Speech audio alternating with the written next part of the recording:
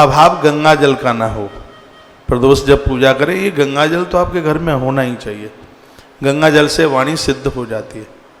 गंगा जल रोग मुक्त तो करता ही है, लेकिन गंगा जल वाणी भूषण बना देगा। गंगा जल घर में भूत प्रेतों को नहीं रहने देगा। ये गंगा जल की बहुत बड़ी महिमा है। स्वयं माँ गंगा आपके घर में रहे, ये तो रोज में आदत डाल लीजिए। रोज गंगा का आचमन ये नित्य कीजिएगा।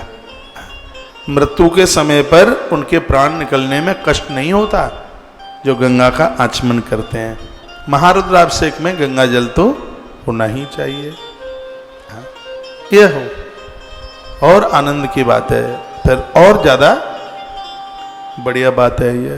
ये होना चाहिए। ये आनंद आ रहा है, बहुत ज़्यादा आनंद आ रहा है, अच्छा लग रहा है। तो देवराज इंद्र ने और माता सची ने भगवान शंकर का ये उद्यापन गुरुदेव बृहस्पति जी ने कराया। बड़े बड़े उसमें ऋषि महर्षि विधाता स्वयं ब्रह्मा जी उस उद्यापन में चल के आए। और एक दिन मैंने किसी कथा में बोला था, इस संपूर्ण जितने भी देवता हैं वो प्रदोष वाले दिन भगवान शंकर की पिंडी में वास करते हैं। मैंने किसी कथा में बोला था। और यहाँ सबसे आनंद की बात ये कही गई है, अभिषेक के तत्पश्चात जैसे आरती भगवान शंकर की हो रही, उस पिंडी में से जहां जो जल गिरता है, उस जल में से 33 कोट सहा देवता प्रकट हो रहे थे, महादेव को वंदन कर रहे थे, प्रणाम कर रहे थे। इतना आनंद का विषय सब्जेक्ट है।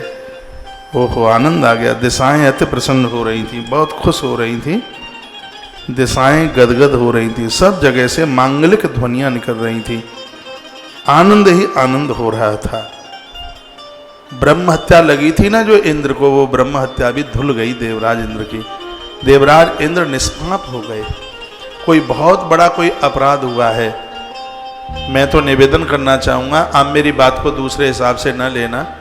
यदि किसी कारणवश गर्भ में संतान की मृत्यु हुई है, चाहे वो जान के हुई है अनजान के हुई है, इस पाप के प्रायश्चित के लिए मुझे लगता है कि सर्वोच्च यदि कोई अनुष्ठान है तो वह प्रदोष व्रत है। प्रदोष व्रत है, उसके लिए प्रदोष व्रत होना चाहिए। अब इसका मतलब ये नहीं है कि कोई जी प्रदोष का व्रत करे तो बगल वाली पड़ोस ने इस कथा को सुनकर के, क्यों जी पेट में बच्चे मारे क्या, 23 में प्रदोष कर रही है क्या? ये भी तो कहने वालों को देर नहीं लगती।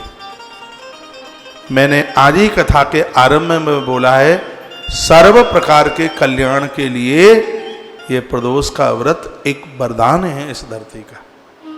इसमें तो ये लिखा है कि प्रदोष करने वाले लोग अगले जन्म में राजा रानी ही बनते हैं, वो गरीबी नहीं झेलते, ऐसा इस ग्रंथ में बहुत